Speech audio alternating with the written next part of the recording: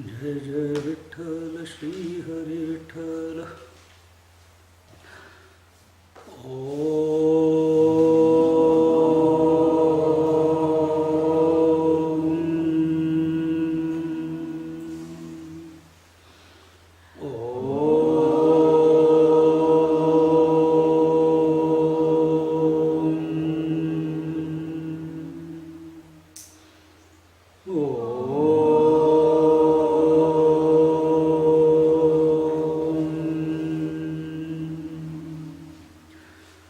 गुरुर्ब्रह्मा गुरुर्विष्णु गुरुर्देवो महेश्वरः गुरु साक्षात् परं ब्रह्म तस्मै श्री गुरवे नमः. तस्मै श्री गुरवे नमः. सच्चिदानन्दरूपाय विश्वोत्पत्त्यादिहेतवे तापत्रयविनाशाय श्रीकृष्णाय वयं नुमः. श्रीकृष्णाय वयं नुमः. ॐ योऽन्तः प्रविश्य मम वाचमिमां प्रसुप्तां सञ्जीवयत्यखिलशक्तिधरस्वधाम्नाम् अन्यांश्च हस्तचरणश्रवणत्वगादीन् प्राणान्नमो भगवते पुरुषाय तुभ्यं. प्राणान्नमो भगवते पुरुषाय तुभ्यं. प्राणान्नमो भगवते पुरुषाय तुभ्यम्.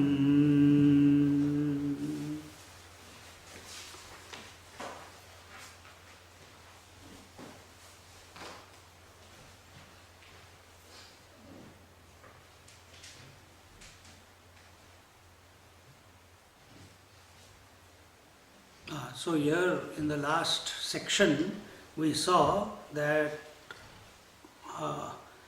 the seeker, the devotee, he must give up, not only surrender all the actions to the Lord, but also and chant the name of the Lord, remember the Lord while doing all actions, but also abhimanam adambikam tyajyam. He must give up the abhiman, the pride, the vanity, the arrogance, and not only that, tadarpita akhilacharaha san kama krodha abhimanadikam tasminneva karani. He must also give up kama krodha lova moha mada matsarya, anger, greed, jealousy, envy, hypocrisy, pride, arrogance, all these at the feet of the Lord. There is no way that the individual personality, the identified consciousness can ever give these up, because these are the what do you call, चारे को क्या बोलते हैं? Fodder. This is the fodder. This is the fodder for the eye, the individual. Anger, greed, jealousy, because this is what is keeping it intact. And how can that which is keeping you intact, you will give up? You will not. Until and unless that same eye realizes that there is something greater than these, and that is the love for the Lord. And once that love is inculcated within the heart, such a devotee, initially knowingly, consciously, and later on unconsciously, is offering everything. Why unconsciously? Now his devotion has reached such a peak that he is not even aware that these type of thoughts are erupting within his mind, because everything is getting offered to the feet of the Lord, into that altar of the love which is welling up in his heart. And in this way, such a devotee going beyond the three factors of experiences, love, consisting of constant service. What are these three factors? I missed out on that in the last verse, in the last, that is the 66th verse. The three factors of experience are the experiencer, the experienced, and the experiencing. The knower, knowing, the seer, seeing, the taster, tasting, the hearer, hearing, heard and hearing. So these three factors are required for any experience to take place. And this devotee, as a result of his increased love intoxication towards the feet of his Lord, he is losing his all sense of these three triputi. These three triputi, experiencer, experienced and experiencing, maintain the mind. And when these have vanished, then love alone remains, and that becomes, how do you destroy these three?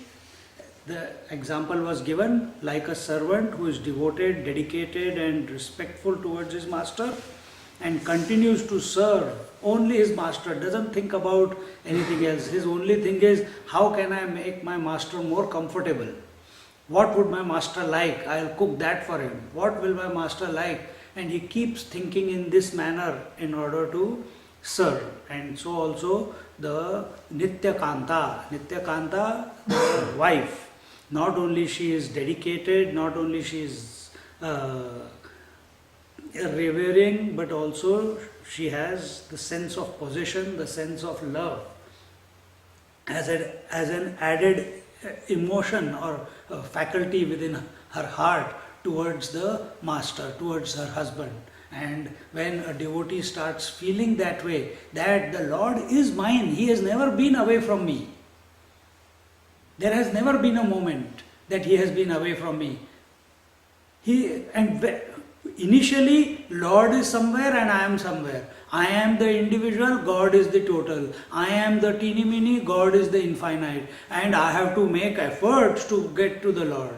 But as the triputi, as the triad of experiencer, experienced and experiencing is the devotee, the Lord and the instruments through which he is remembering, all these are melting away because the mind is melting away in that infinite love.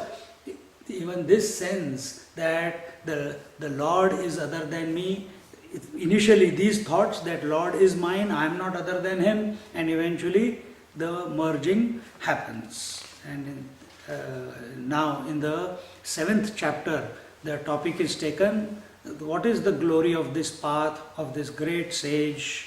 Here it is told in the 67th verse, Sutra, Bhakta ekantino mukhyaha, Bhakta ekantino mukhyaha. So now here it is bringing us to a point where we are able to see the difference between who are these great devotees and who are the secondary devotees, the lower type of devotees. What is this higher devotion and this lower devotion which cuts a sage apart, cuts a realized master apart from everyone else? What is that special thing that is going on inside of them? What are their attitudes, etc.? So here he says that that divine love. What is this sage? Bhakta ekantino mukhyaha. Devotees whose sole single goal is the Lord Himself and whose single pointed devotion towards the Lord is for its own sake are the primary devotees. Who are these primary devotees? The saints and sages. Who are these primary devotees? Who do not have an identity of their own which is other than the Lord. Who are we? Who are having an identity and want to merge into the Lord. Who is this great devotee? Who is not seeing himself as other than the Lord by His grace. And such a devotee, he does not create a relationship between himself and the Lord, and therefore he is free. The mind which is now only of the nature of love Where this Triputi is absent, there cannot be a relationship that I am the seer and that is the seen. I am the devotee and he is the devoted. I am the chanter and I am chanting his name. I am the rememberer and he is the remembered. I am the lover and he is the beloved. This separation is no longer there. He has lost all sense of relationship. And such a person, as this sense of relationship keeps diminishing, gets washed away in the floods of love that are coming out of his heart, slowly, such a devotee completely without a thought gets identified with his beloved, with his altar, in that love. This is just a language of speaking that he gets identified. He alone is then afterwards. What would be the feeling that the wave is devoted towards the ocean and slowly it becomes the ocean? It was already the ocean, no? Then what is that feeling that must be going through? That feeling is of the individuality. That individuality is melting away. Therefore, from relative standpoint, this is the language alone we can employ. So, he is free of all relationships and is getting merged into, totally identified with him, with no other, with nothing else to take his attention away, take his, what do you call, there's nothing else for his mind to get identified with. Even though there is this whole world, but now by the grace, by this love, by this all-consuming love, he is seeing everything as that divine alone. There is no moment lost in that divinity, in that love, for any other special status to be maintained of anything or any being. And therefore he merges into the Lord, or he keeps remembering the Lord.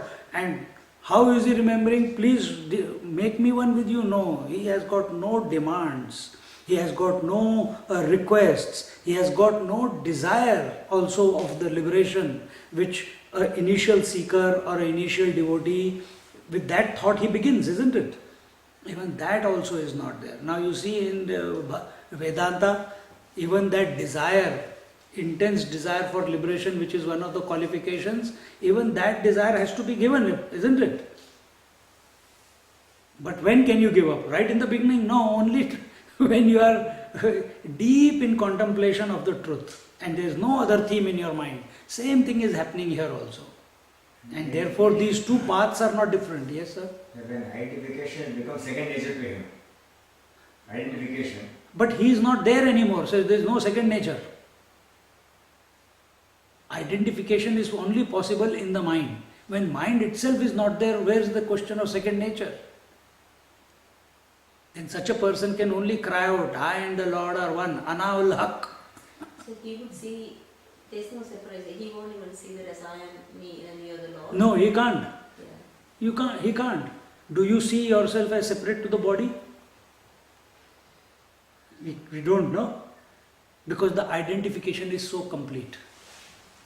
And yet, the truth is body is separate. So we know how to be identified. Only the direction has to change.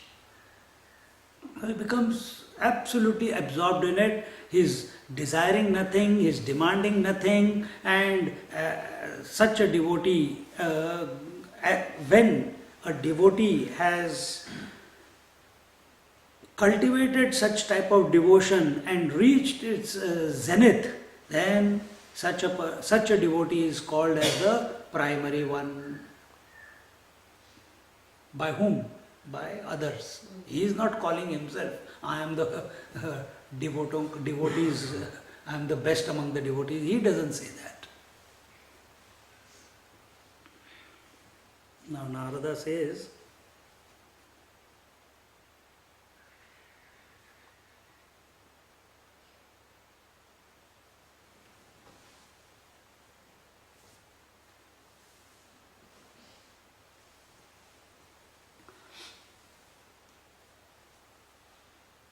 He says, such people, such devotees who demand nothing, desire nothing from the Lord, are totally identified with the Lord in the manner of speaking, free of all relationships, such alone are the ones who pursue the primary devotion to the Lord. This is the type of higher devotion.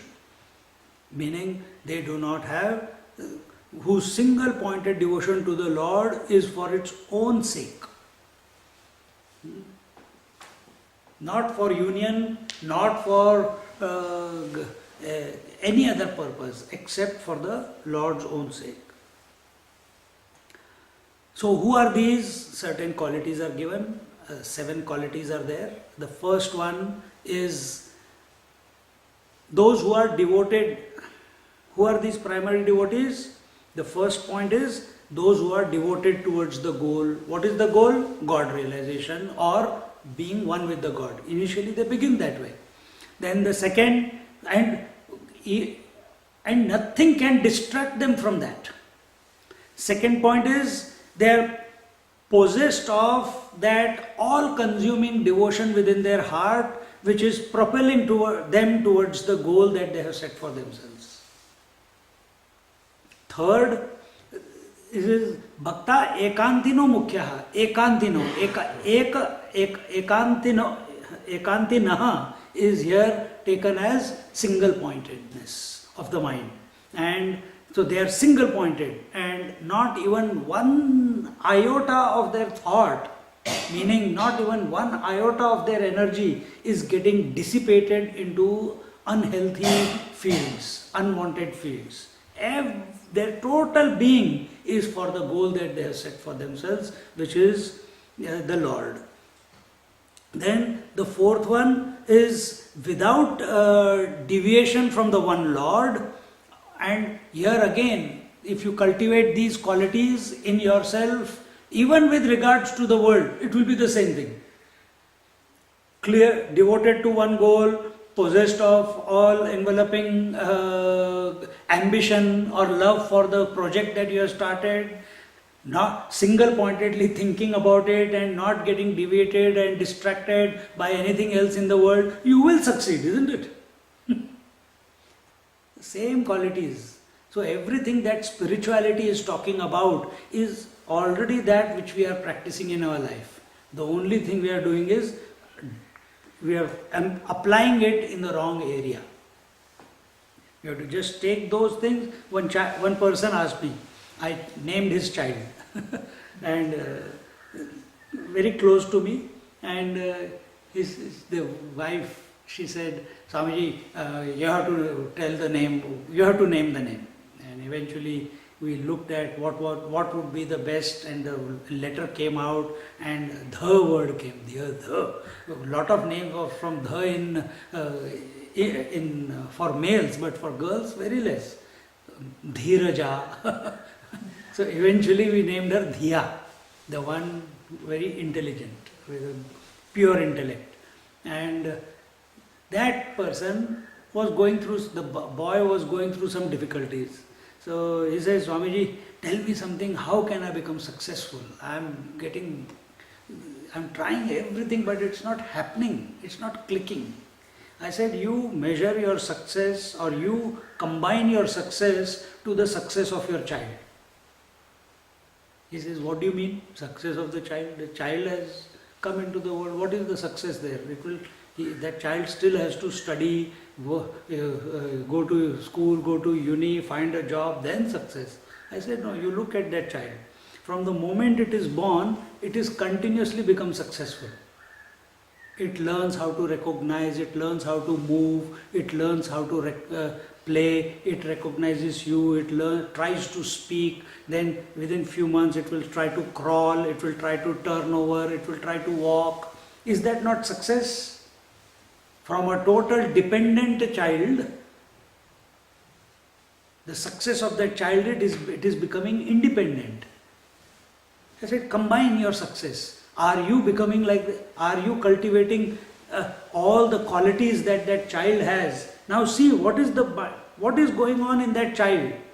Yes, it may be self-propelled, But you, because you are intelligent, you can see that I must cultivate that quality, I must cultivate that quality. You combine yourself with that, you will become successful.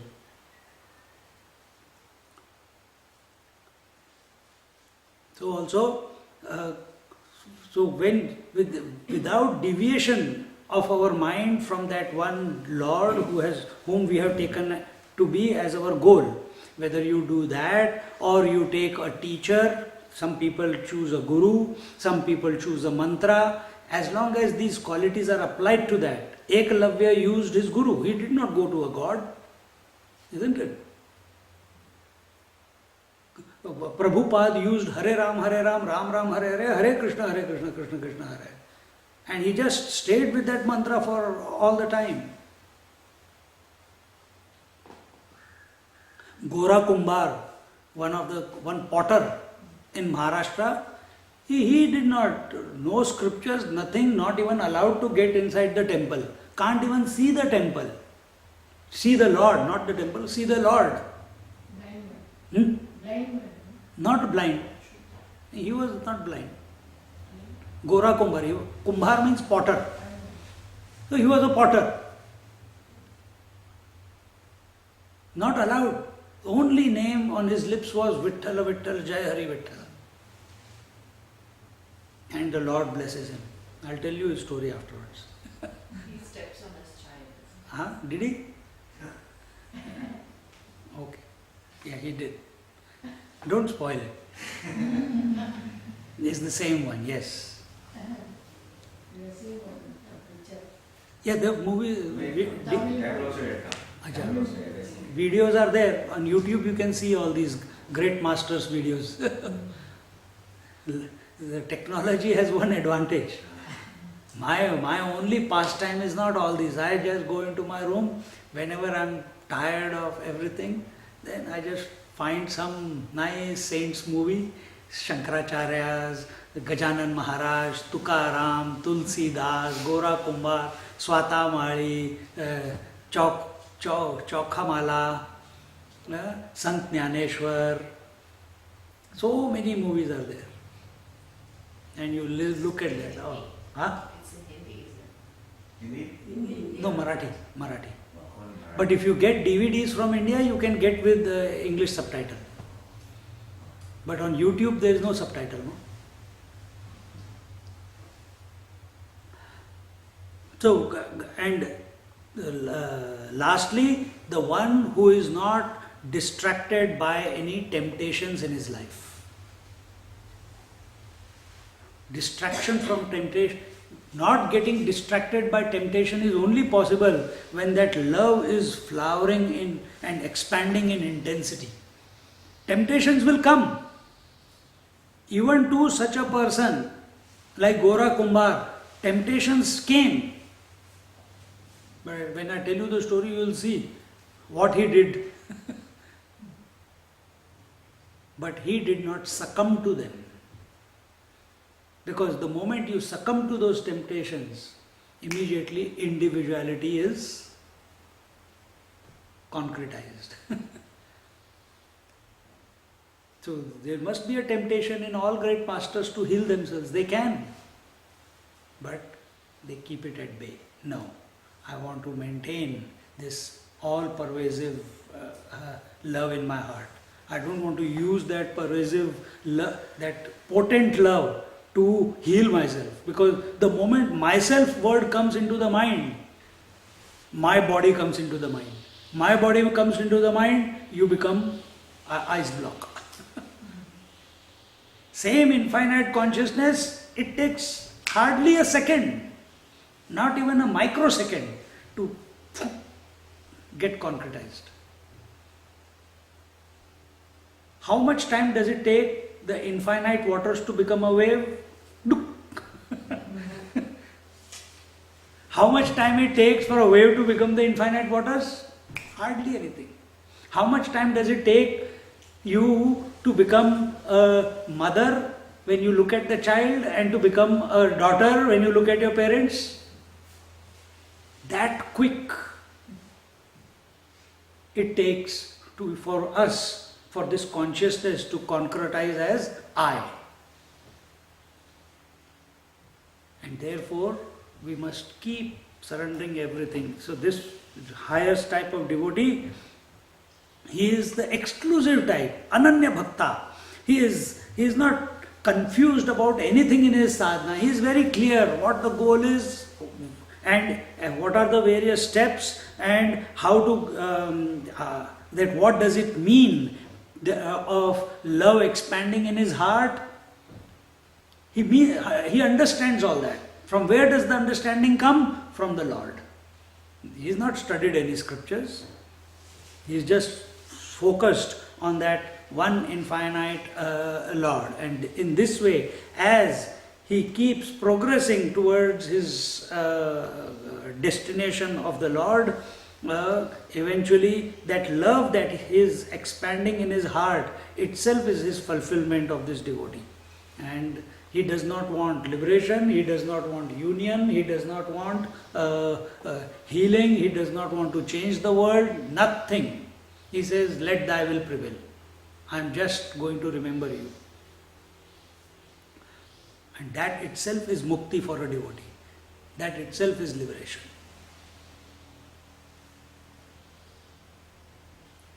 Union or no union. The mental attitude of such a great devotee in their moments of fulfillment is being told in the 60th verse. What are the symptoms? Here it is told, Kantavarodha romancha shrubhihi parasparam lapamanaha pavayanti kulani prithivim cha. So actually it is okay, anyway. Kantavarodha romancha shrubhihi parasparam lapamanaha pavayanti kulani prithivim cha. When they, with their throats choked with emotion, body covered with horripilation and tears flowing down, converse with each other in broken words, they sanctify their family and tribe, nay, the very earth itself they come to glorify. Who? Such sages, such saints, such devotees of the Lord.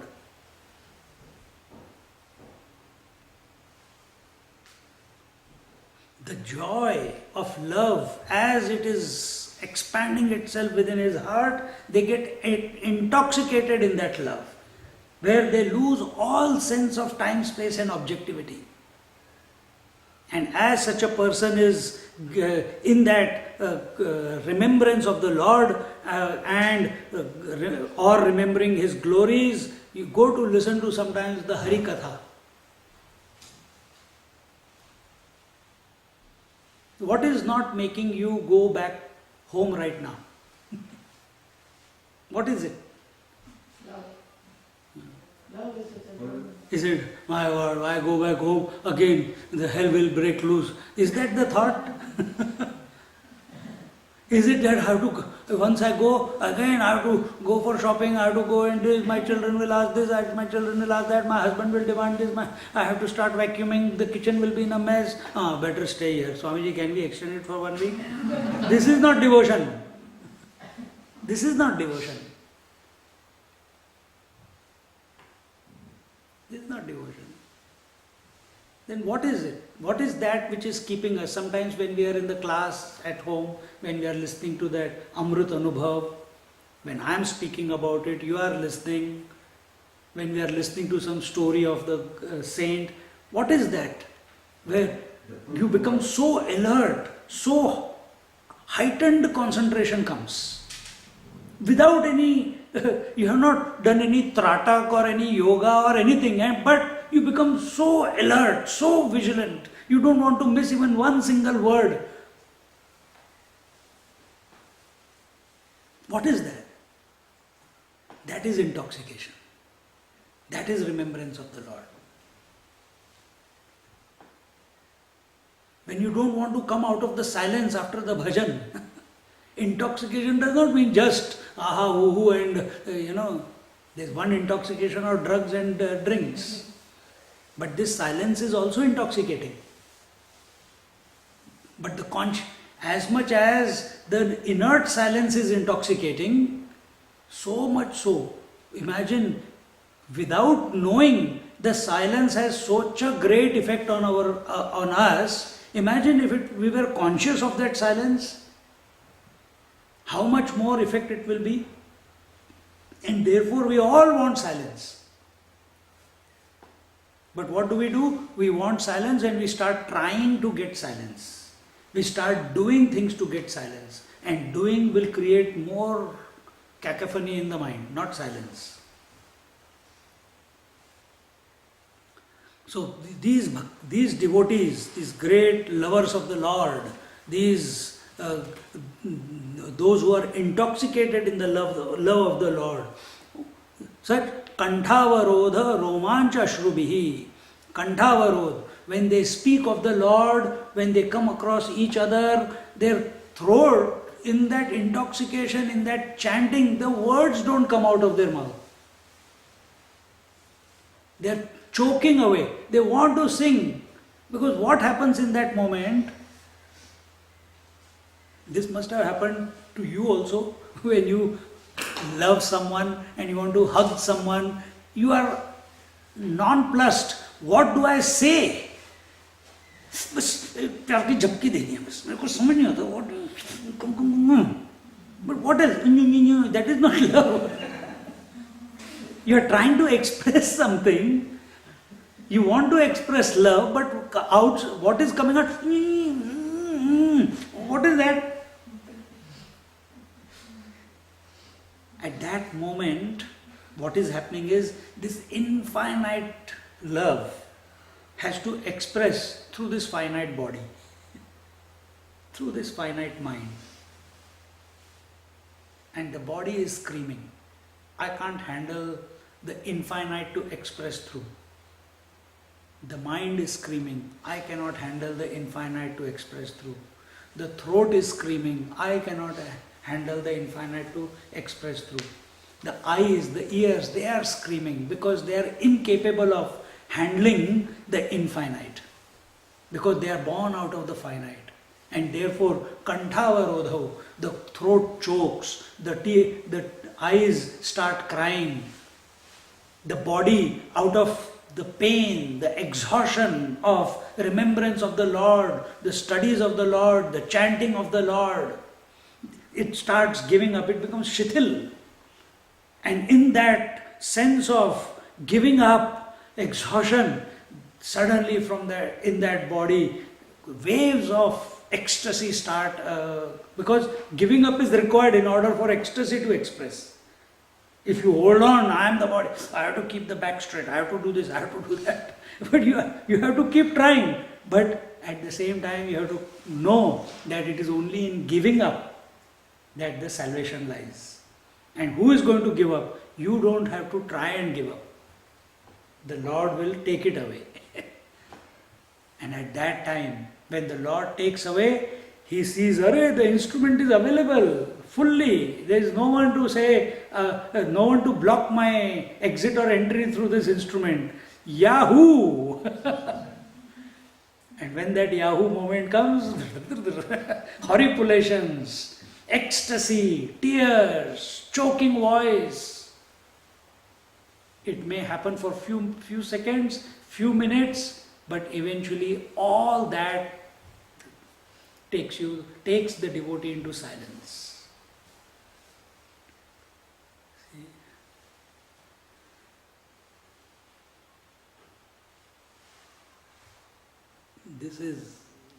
These are the symptoms. Kantavarodha romancha ashrubhihi parasparam lapamanaha, conversing in broken words. Can't make out what he is saying. Why? The words are choking away. No language is capable of expressing. We already used the word. It is inexpressible. It is incommunicable. this divine love. So at that time, what will he use? Whatever comes out. Pavayanti kulani prithvim cha, and such a sage, wherever he is, the earth itself feels blessed by the presence of such a saint or a sage standing on it. That place gets sanctified. Therefore Jerusalem. Therefore Bodh Gaya. You came to Bodh Gaya? You came? Where Buddha was born? Yes, Oh, yes. he realized Yes. that tree? Yes. You came there? Yes. So, why that has become so famous? Why do you feel such energy emanating from that place? Why do you go to Tiruvanmalai, 30 kilometers away from Ramana Ashram? You enter into that whole area, whether you are in a bus, whether you are in a train, whether you are in a car, whether you are walking or a cycle, something shifts. Something shifts. You feel that you have come into a sanctified area. You have been? Have you been? Oh, you have to go. In this life, you must go to Tiruvanmalai. Must. Go there. On email, book your rooms in Ramana Ashram itself and enjoy a nice 15 days, 1 month there. One of them. You go in there, don't talk, don't go there to socialize and see who all are there. No, you just go there, go to his bedroom, go to his samadhi place, go to the caves where he used to meditate. In the morning in the samadhi room where the arti takes place, in the afternoon in his bedroom, in the evening when the dusk is happening, go for a nice walk up the hill, not very high, and stay in the cave, take a bottle of water, spend 2-3 hours there, come down at lunch, dinner time, and go to. Oh, beautiful. Why Tiruvanmalai has become famous? Why Shirdi has become famous? Why Shegaon has become famous? Why Akkalkot has become famous? Why Puttaparthi has become famous? Why Vallikau has become famous? Not because these places did not exist before, but they have become places of pilgrimage because saints lived there. Because that same girl came to realize the ultimate, was experiencing that intoxicating love for the Lord in that Vallikau, the fishing village. Now that place is not a fishing village anymore, it's a place of pilgrimage. Akkalkot, an indescript place on the border of Maharashtra and Karnataka. Hardly anyone will go. But now a pilgrimage center. Why? The great sage, Dattatreya Avatar, Akkalkot Maharaj, you came with us for that.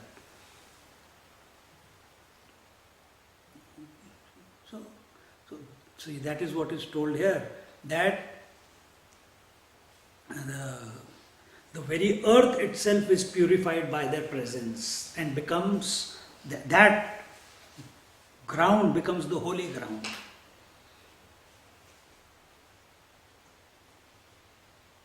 We must go to these pilgrimage places where going to temples is okay, but going to those places where someone like us, someone with 2 hands, 2 legs and a head on top, was born like us through the womb of a mother, was living in the same world, was able to inculcate that love for the Lord and was able to be one with Him. When you go to these places, a great inspiration comes.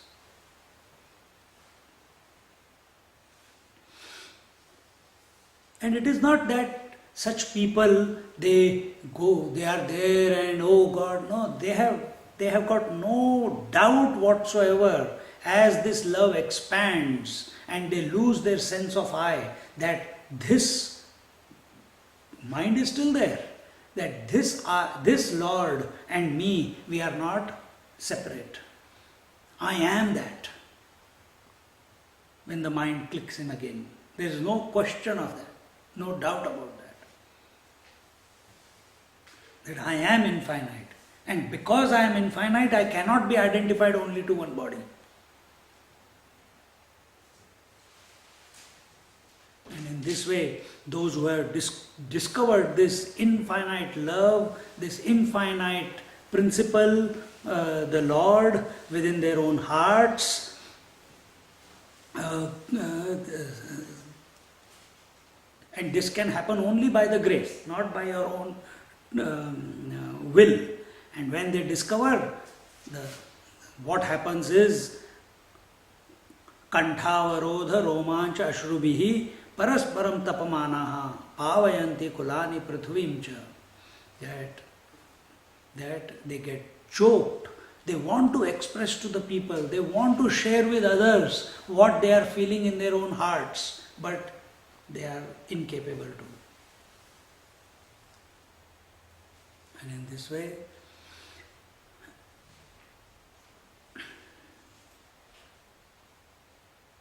when you wear a shoe which is one size smaller than your foot, and by mistake someone very nicely, lovingly brought it for you.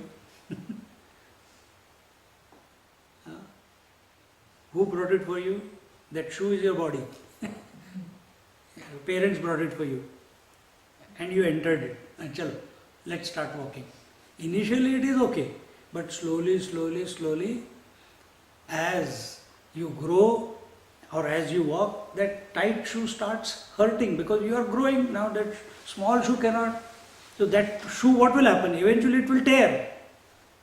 Isn't it? That tearing of that shoe is the breaking up of this body identification. As the infinite is trying to express, this shoe called the body, it cannot handle. It has to give way. The seams break apart.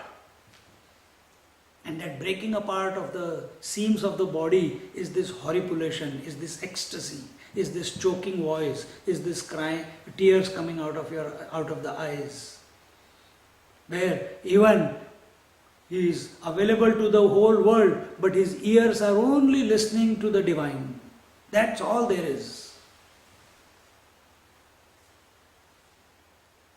And by such a master, by such a devotee, the whole world is blessed.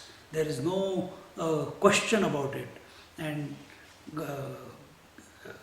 the glory of such a sage who is merged in devotion is totally lost the sense of time and space and objectivity. Tirthi kurvanti tirthani sukarmi kurvanti karmani sashastri kurvanti shastrani tirthi kurvanti tirthani sukarmi kurvanti karmani sashastri kurvanti satshastri kurvanti shastrani.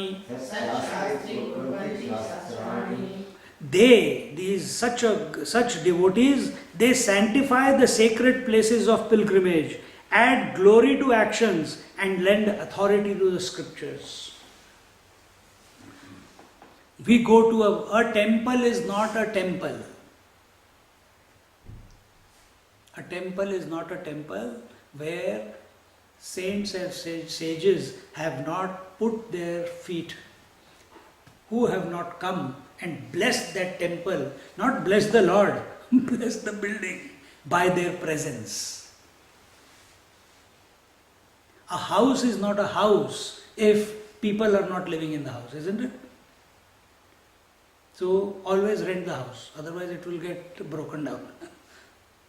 As long as it's getting used, then it remains, everything remains intact. Yes, you have to keep few repairs. Similarly, a temple, how does Lord, who is there in the statue, who is appearing there as a statue, how does he manifest? How does he, how is his vibrations caught by the common masses? Only when great saints and sages come and visit that temple. Only when a common man chanting that name of that divine Lord comes to realize that divine Lord in that temple, immediately the whole sanctity of the temple changes. Isn't it?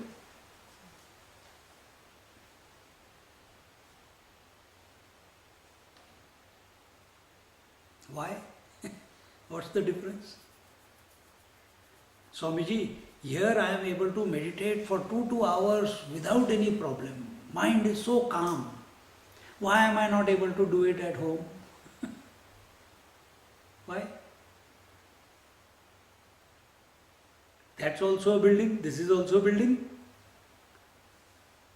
What is the difference? Then that person comes to the class, then in the class he says, I am able to meditate here very easily. Without any efforts my mind goes into meditation, but at home it doesn't go into meditation. Why? The attachment you have. Not just attachment. Here also it is attachment only. Sanctity. Auspiciousness. Auspiciousness. So, because the feeling is there in him that so many years the classes have been taken, satsang is going on, so it is a holy place. We also feel like coming here. Some places you go, you don't feel like going and conducting class there, isn't it? But here we come, why? We feel at home, we feel very comfortable, we feel nothing is going to distract us. The vibrations are very nice, positive. Initially it is good, but if you keep depending upon a building for vibrations, keep depending upon the statue for vibrations, keep depending upon the scriptures for vibrations, then gone. The recognition must be from within. So here it is told that such a person, sukarmi kurvanti karmani, that with their deep devotion, their intoxicated love which they are experiencing within their bosom, such people go and move around in the world. And when they move around in the world, they continue, they don't become lazy. They go and bring about a positive change. Jnaneshwar Maharaj wrote commentary on the Gita. He wrote commentary on his own experience, the Amrut Anubhav. He went and gave lectures. Wherever there was an opportunity, he gave lectures. He initiated so many. I am talking about Gora Kumbhar, I am talking about Swata Mahali, I am talking about Namdev Maharaj. All were initiated by him. Jnaneshwar Maharaj was their guru.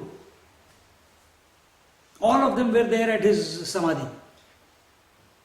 And all of them used to meet together and sing gloriously, day after day after day at Pandharpur. So, it is not a person who has felt the love. Just a simple example, you see a nice movie, do you stop? Acha, I'll keep it a secret to myself. No, you immediately, very next opportunity you come, oh that was fantastic man, I must tell this person, he will enjoy that or she will enjoy that. Then you go for dinner, you go to work, you meet some other people, and because that is there, it has created such a great impact on your mind, involuntarily, everywhere you become the natural advertiser of that movie. You have not decided, you have not thought that you will tell so many people, but it just comes out of you. Have you seen that Matrix? Have you seen that movie? Have you seen that movie? Oh, you must see it. Just like I told you, have you been to Tiruvannamalai? Automatic advertiser, isn't it? Have you read that text? Have you been to this place? Have you been to Pandharpur? Have you been to Akkalkot? Have you been to Tiruvannamalai? Have you been to Kailash? It's automatic. It's not that you are trying to get anything out of it. What am I going to get by you going there? No, but you can't contain yourself. So also, if this is so true in our daily living, why only these holy places? Even if a nice restaurant we find, we keep advertising it. Free publicity for him. Isn't it? Or if we find a sale going on somewhere, immediately mom gets all the calls. There the dal is $2 cheaper. There the rice is $2 cheaper. Go by, bring it. Why? You can't contain. I'm getting a bargain.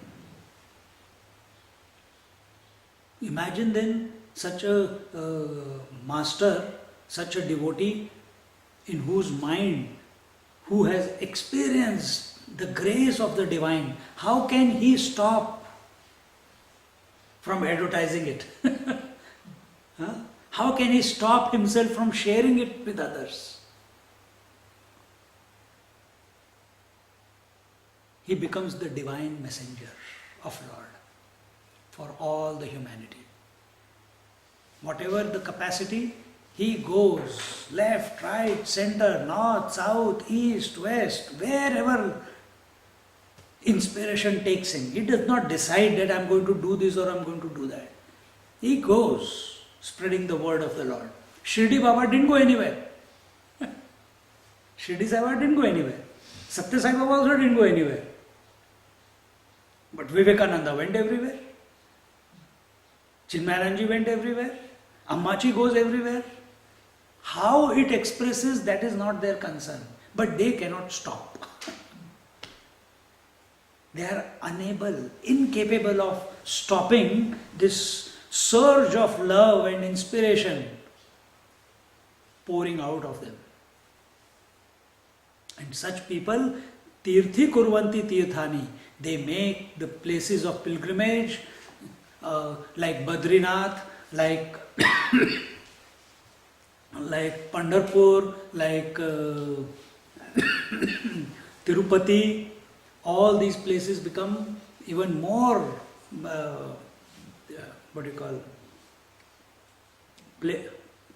sanctified because of these great masters. You go there, Badrinath, the moment you hear, Badrinath, you read the story, the sages Nar and Narayan meditated here.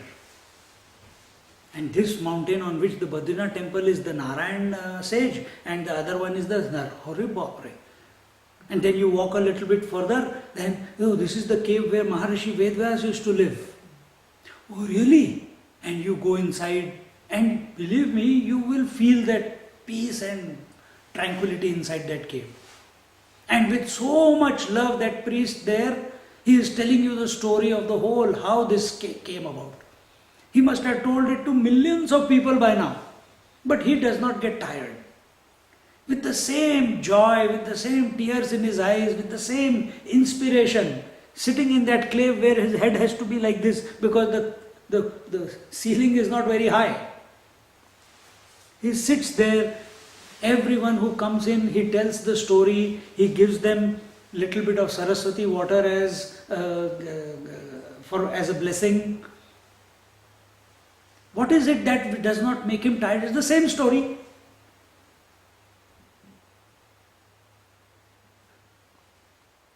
See? So because these people have been there, now when I tell you about Badrinath to someone, I say, as I was telling you, I met that person, Hanuman Baba, who always lived, you did 108 pradakshinas of the temple, circumambulation of the temple. You haven't met him. Again he's missing. Last time I went here, I couldn't find him. And there was this lady who was a princess who came to Badrinath and became a great saint. In Vrindavan, I have his photograph. I'm sure he has passed away now. He has taken Samadhi. Swami Satyanand Saraswati. In Vrindavan, he came from Kerala. And he was roaming around everywhere. And one day, while he was roaming around all over the country, he came to Vrindavan. And when he came to Vrindavan, as usual, he was a parivrajaka. Parivrajaka means not staying in one place for more than 3 days, like our Anubhavananji. He is not in 3 days, but he does not move more than a week. Keep moving. When he left Vrindavan, Krishna said, "Why have you left me? Why have you gone?" And from somewhere, somehow, he got a statue of a Krishna. Very beautiful statue in black marble or shaligram, something like that. And he came. And when he came, one day, then he came back to Vrindavan, and he was again roaming around, no place to live, this, that. And one day, his statue got stolen. But thief took it away. Why? Because he was sleeping on the veranda outside the house, keeping the Krishna next to him. Someone stole. From the moment that he realized that his statue had been stolen, he became like fish out of water. Krishna, where are you? Krishna, where are you? He had never felt this before in his life. And he started screaming, crying, running around the streets, asking everyone, "Have you seen my Krishna? Have you seen my Krishna?" Nobody was able to. Then when his body got exhausted, crying and writhing on the floor, where? Went to temple, where are you? Where are you? He was so attached to that Krishna statue. Maybe we say that. Maybe he was attached to the Krishna himself within his heart. But then a voice spoke inside his, "Yeah, I will come, but if you give me a promise." He says, "What is the promise?" "You will never leave Vrindavan. No more parivrajaka business." And he gave a promise to him that I will not leave Vrindavan. And he lived there on that main street in one of the houses. And just by chance, someone took me there, and he never, if you go to into his room, on the next to his table, like this table, it says, "If you understand my silence, you will understand God." That is the statement written there. If you understand the silence, you will understand God. He will not speak to anyone. Except between 6 and 6:30, you can go and visit him. Whole day he is in silence. Hardly talks, maybe to his workers and those people who are helping him. Old man now. And if in that between 6 and 6:30, if he gives you fruits and if he gives you prasad, understand you have to leave, you can't stay. Over, time is over. Do your namaskar, go. That statue came back to him. Every great Vakta, speaker, who comes to Vrindavan, every satsang that happens in Vrindavan, those who know, or like Ramesh Bhai Oja and others, when they go there and they give, they are talking to thousands, 10,000, 20,000 people. But before they speak, they go to Satyanand Saraswati ji, take his blessings. He does not give any lecture. Many people don't even know that he is there. Or they have taken it for granted that, hai, next door. And when I went, I was sitting next to him and he held my hand. And I started, itna maja aa gaya, and then I started pressing his feet. He said, "Kyun itna pyar kar rahe ho?" मैंने कहा, "स्वामी जी आप हो ही ऐसे." So I kept doing, I said, bolo. Then he told everyone to go. So I was also getting, nahi, tum baitho. He made me sit down. He did not allow me to go. Then he says that, tomorrow what time you are coming? I said, what time would you like me to come? He says, you are a Veda, you have studied just now the scriptures, isn't it? So a lot of questions are there in your head.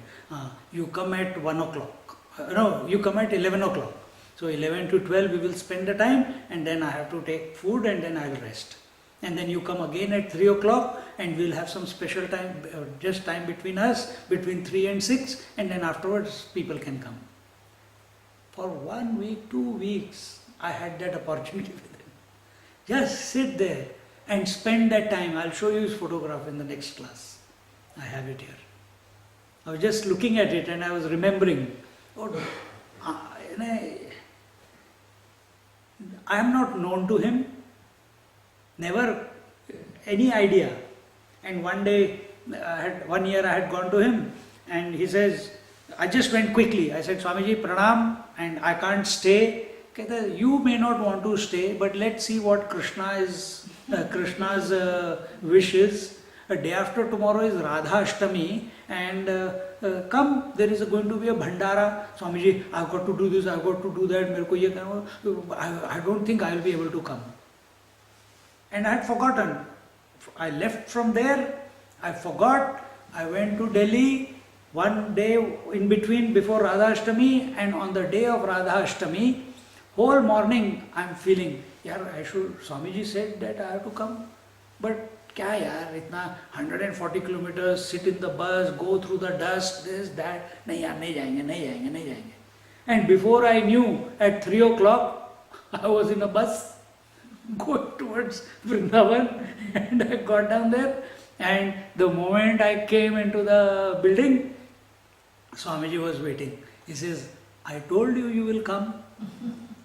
And the boys who were taking care of the kitchen and for the bhandara of all the people who had come, his devotees had come, he said, Swamiji told us in the afternoon only that to keep some food for you because you are coming. Such love brings tears to your eyes. Itna concern. And he was awake. Normally he goes to sleep quick. I reached there at around 8:30. He said, Swamiji is still awake, he is waiting for you. Went up, pressed his feet. That time he was 84, 86. Pressed his feet and he just touched my hands and everything, put his hand over my head. क्या हो गया? मैंने कहा कुछ नहीं हुआ, आप मेरे को रुला रहे हो. तो कहते हैं अच्छा है, रो लो, आज दिन अच्छा है, राधा अष्टमी.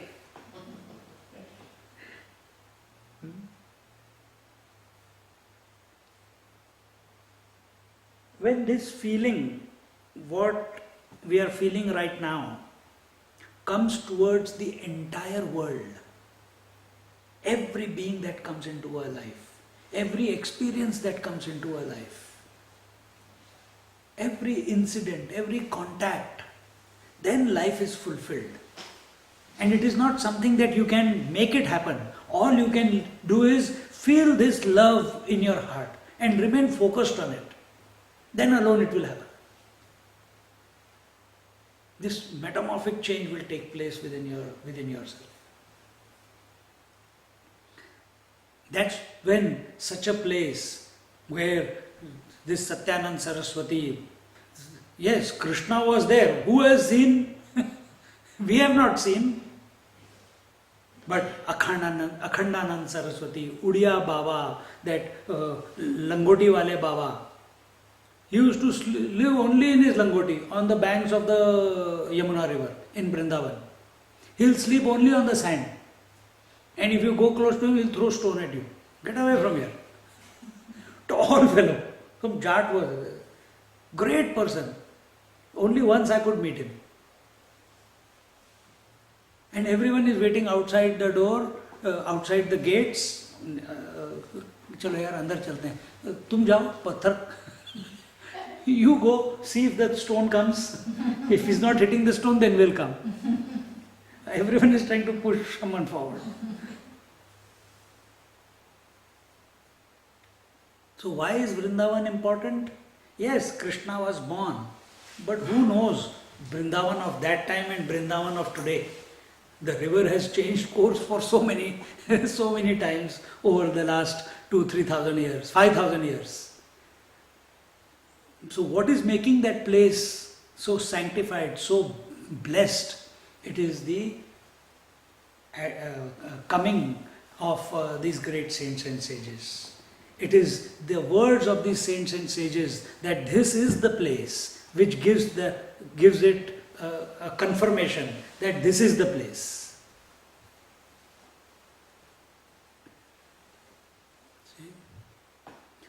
तीर्थी कुर्वन्ति तीर्थानि, सुकर्मी कुर्वन्ति कुर्वाणी.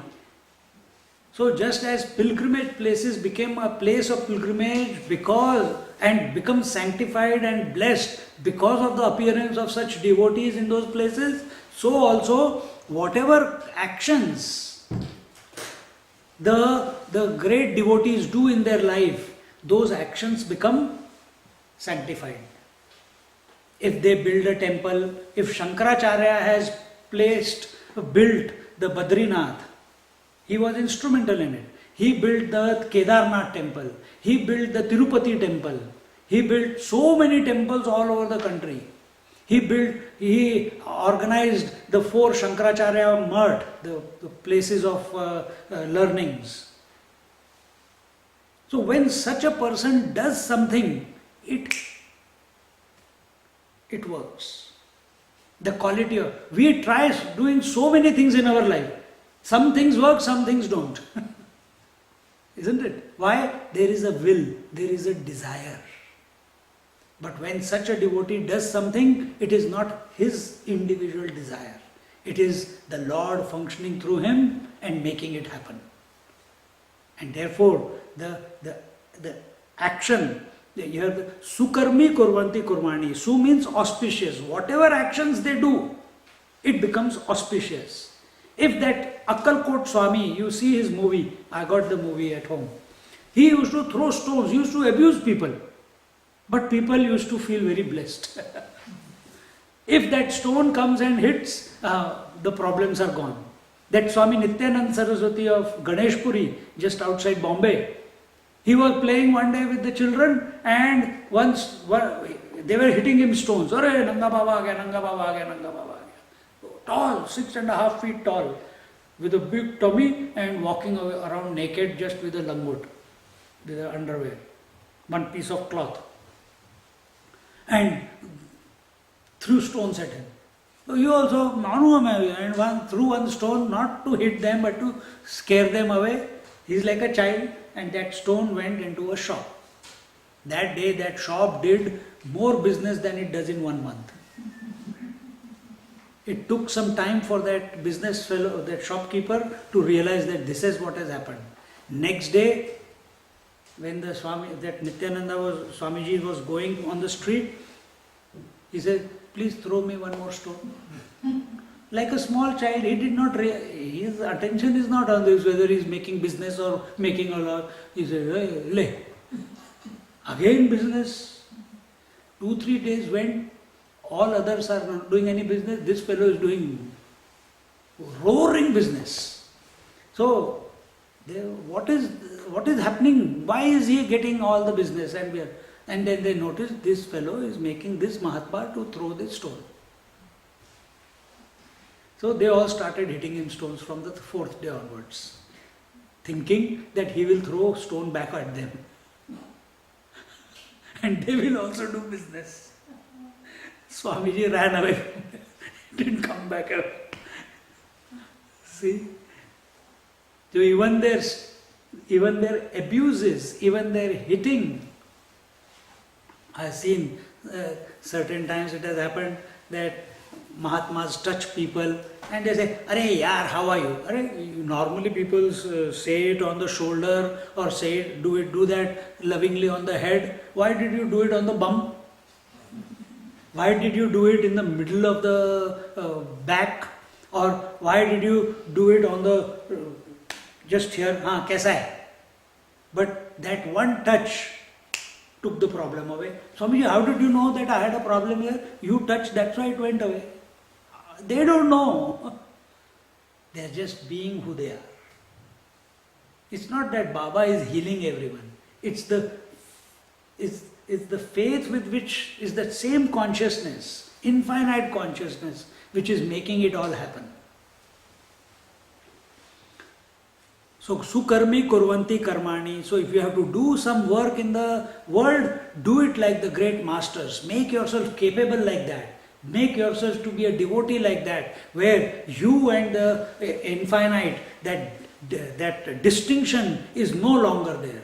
Then anything that comes out of you, any action that emanates from you, will be a holy action.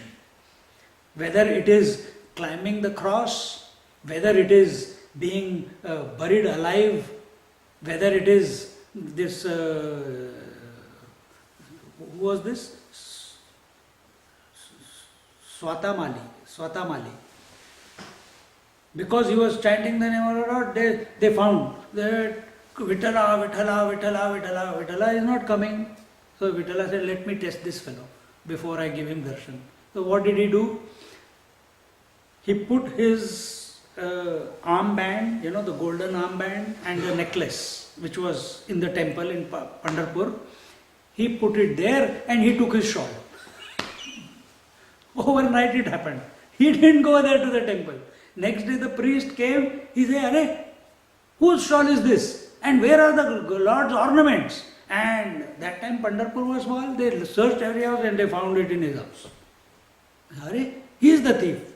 So the people said, don't, he is a great master, this, that, Mahatma, he is always thinking of the Lord. We never saw him going out. No, but his shawl is on the Lord. That means he must have come and stolen the ornaments. They complained to the Nizam of that time. He said, he has to be a death sentence. And how is the death? That there is a spear and they will just put you on the spear and you die slowly. So he started chanting the name of the Lord. And the soldiers who are taking him, they want to get the job done quickly. They want to go back home and eat their chapati.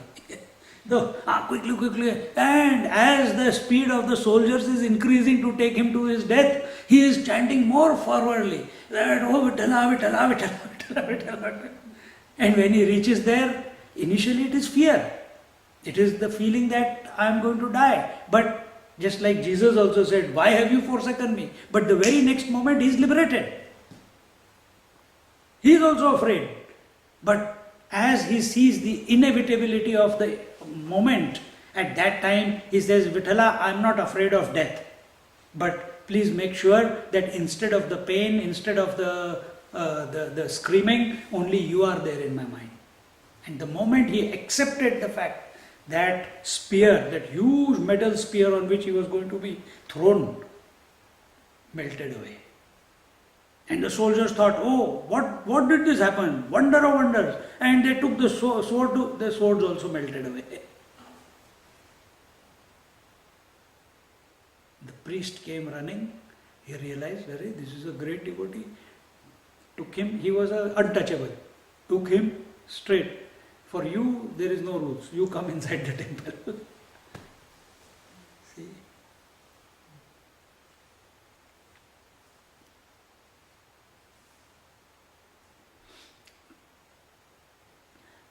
Sat Shastri Kurvanti Shastrani.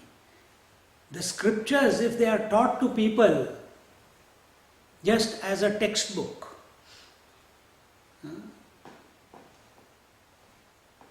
they have got no meaning.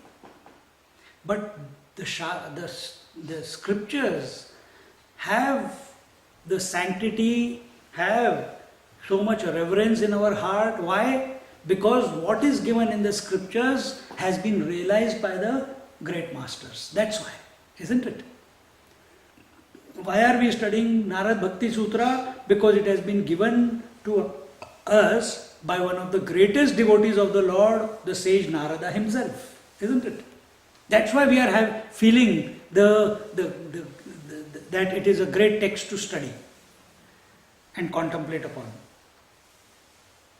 Otherwise we wouldn't have taken it. Why do we study Upanishads? Because so many great masters, Shankaracharya has written on it, Shankaracharya realized it, other masters realized it. So who lends authenticity? Who lends the credibility to these scriptures? It is the saints and sages.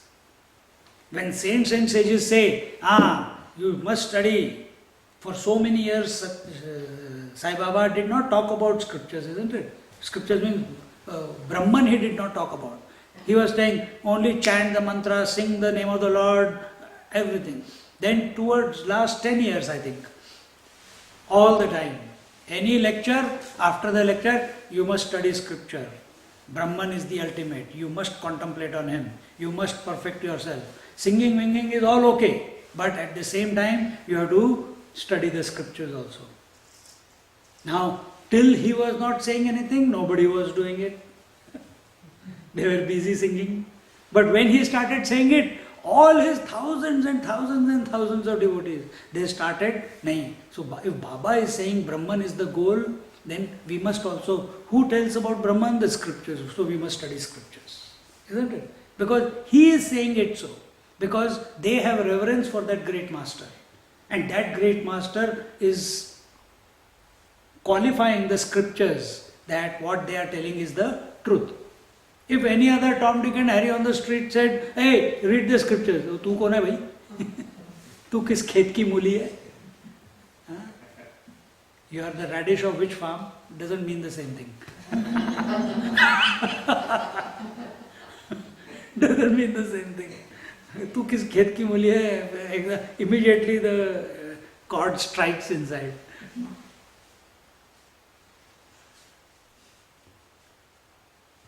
If this Mahatma says that,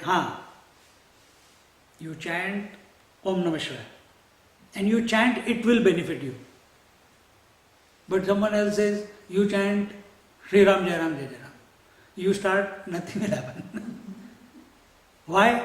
Because that master who has given you the mantra, it is not the individual who has given you the mantra. Even if you think it is the individual who has given you the mantra, it is the devotee, the one who has realized what is the word? Satya Sankalpaha. That is the word. Such a master, when he speaks, whatever he speaks, it has to happen.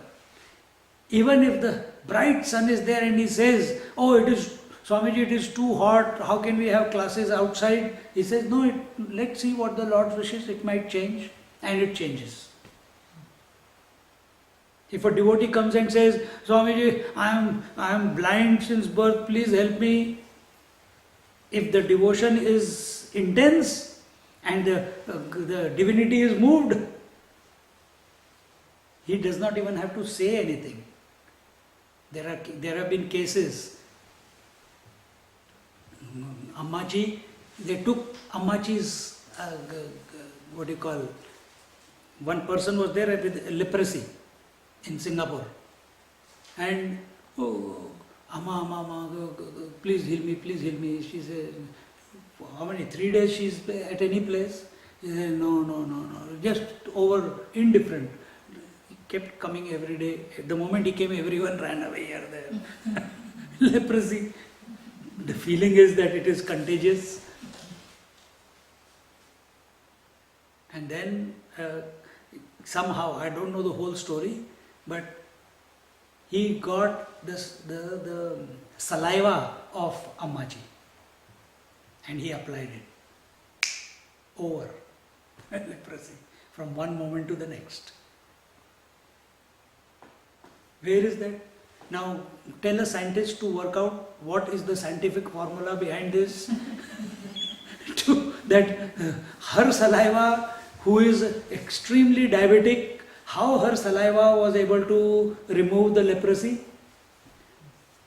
What is the scientific reason behind Baba giving vibhuti and the person getting healed?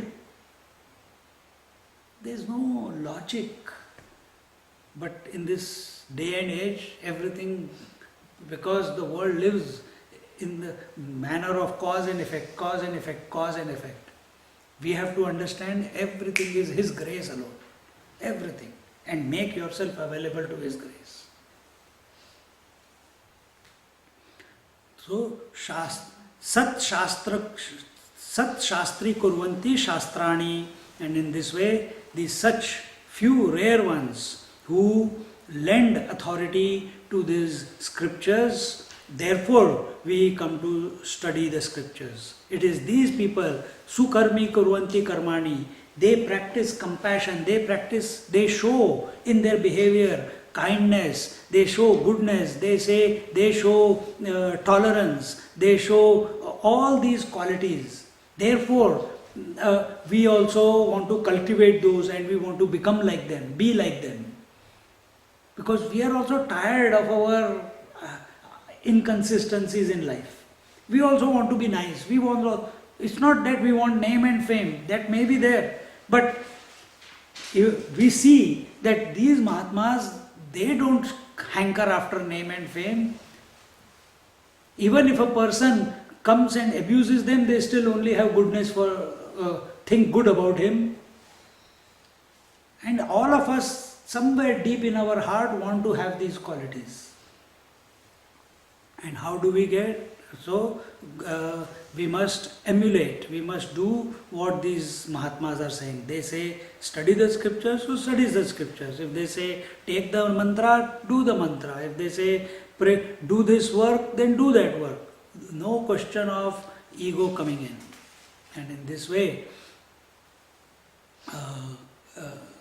why do such sages add authority to the very divine scriptures themselves? That topic is stretched forward in the next section, and the glory of the perfected.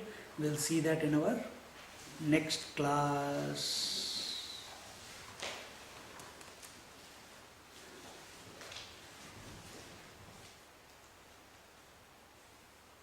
Once there was this potter, and this potter was with his wife, and he had a small child. And this small child, the wife, and this potter, what he used to do, he used to, when you have to knead the mud to make it soft, only then you can use it for the potting purposes. So he had a small place and he used to jump on it. With his feet he used to break it down, and he will stand like Vithala.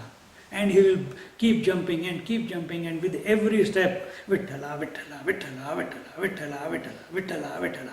And he used to be transported in divine intoxication. And one day his wife said, Gora, I'm going away. I put the milk on the gas, on the stove. So please take care. He said, okay. But as she is also foolish, because she knows he will not take care. Right? He is chanting the name of the Lord. He does not have any sense. Gone. Few days pass by. One day she has to go. There is no water in the house. She says, I am going to get the water from the well. This child is there on in the courtyard. And in the courtyard itself, he was making all the pots and everything. She thinks the child will be fine. He is taking, Gora, take care, huh? He's just there. Vithala, Vithala, Vithala, Vithala. The child goes, starts crawling here and there, and he is so intoxicated in his remembrance of the Lord that fervently he is jumping around on the mud.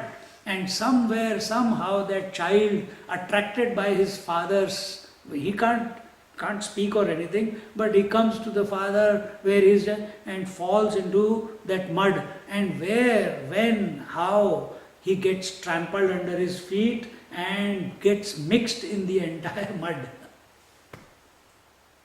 And the wife comes, looks for the child. Where is the child? Where is the child? Where is the child? Then looks at the mud. She sees blood in the mud. And from then onwards, she says, don't you dare touch me anymore, you murderer. He says, okay. Few days pass, few months pass. She's feeling the pining that I want to have a child.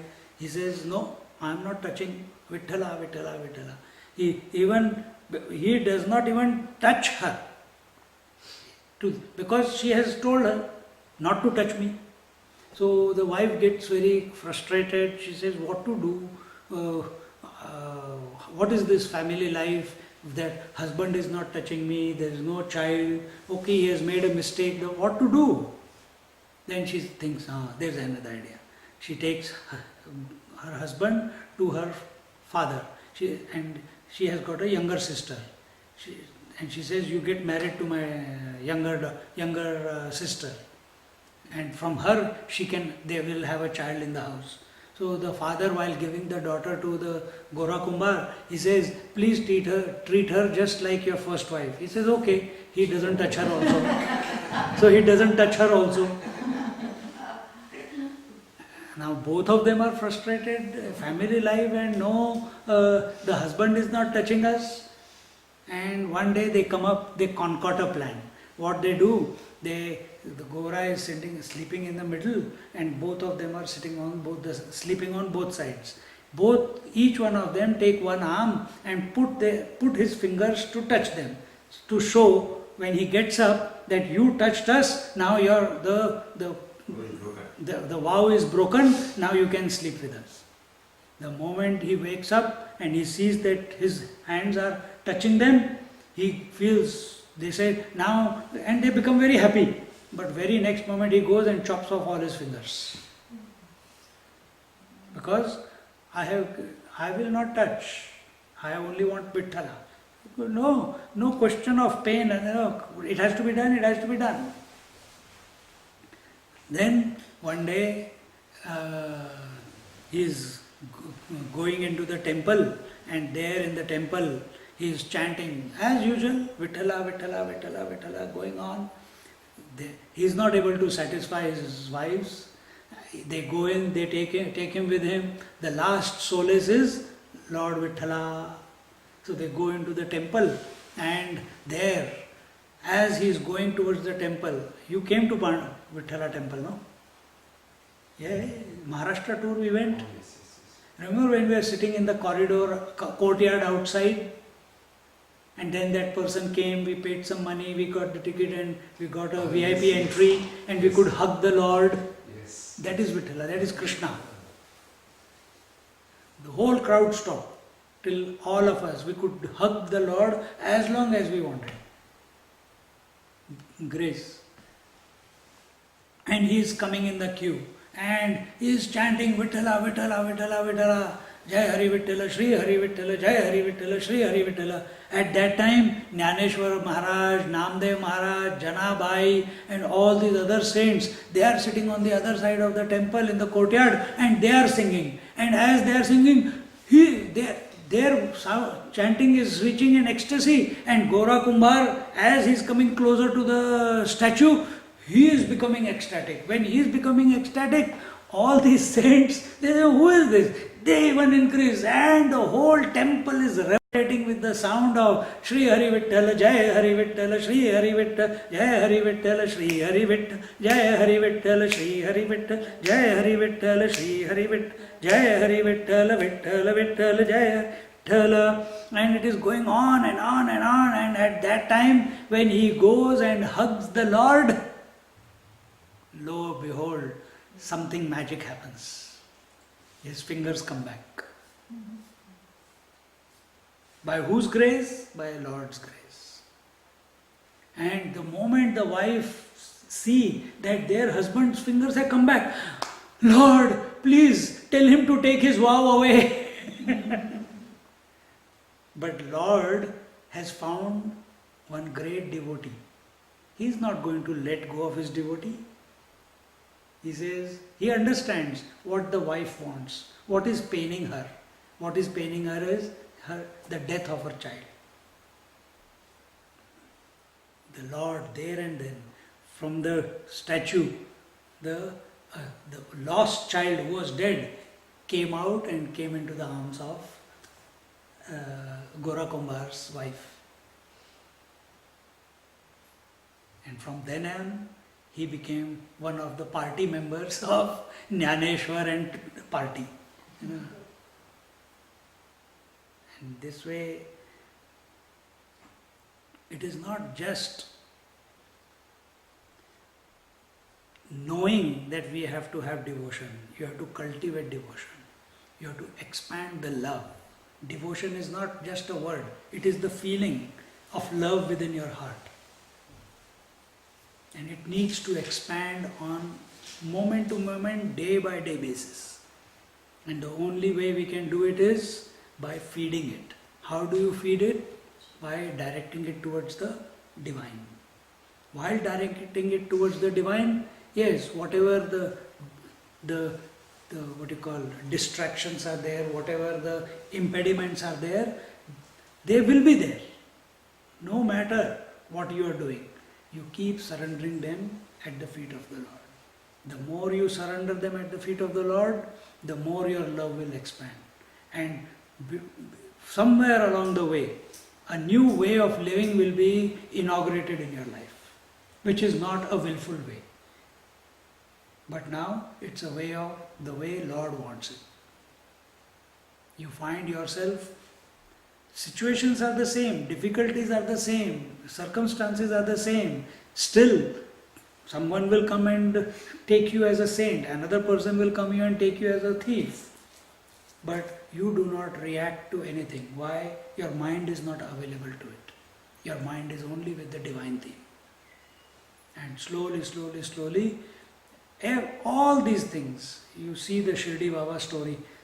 For 30, 40 years he was there in Shirdi, yet after 40 years, so many people in Shirdi did not believe that he was a great master. After 40 years, only few people believed. In Shirdi, more people from outside believed and came to visit him. See? So this way, don't sell yourself short in this life thinking that you have duties to perform, that you have chores to do, that you have to survive in this world.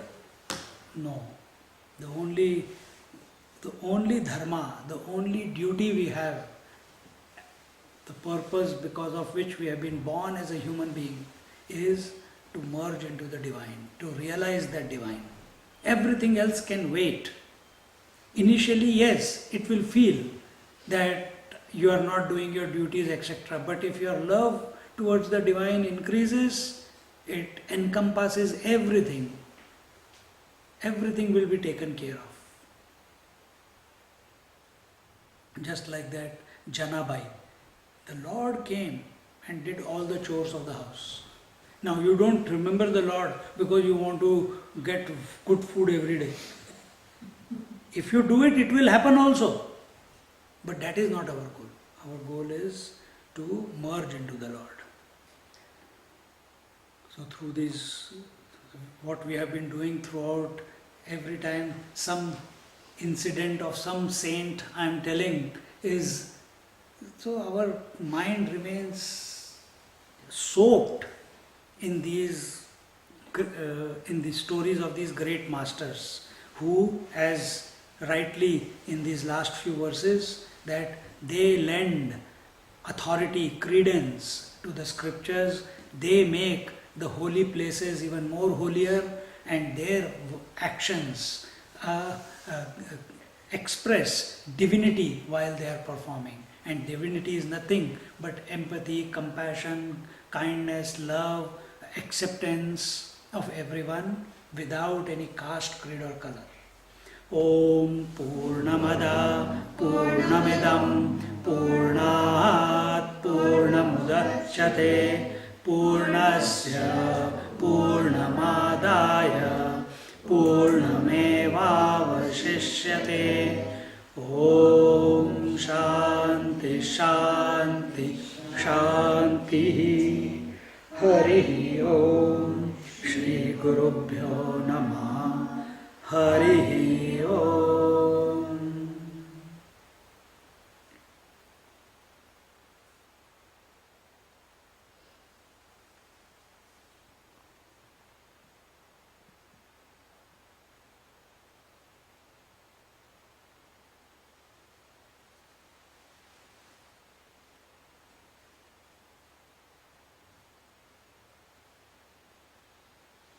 Jai Hari Vitthal, Shri Hari Vitthal, Jai Hari Vitthal, Shri Hari Vitthal, Jai Hari Vitthal, Shri Hari Vitthal, Jai Hari Vitthal.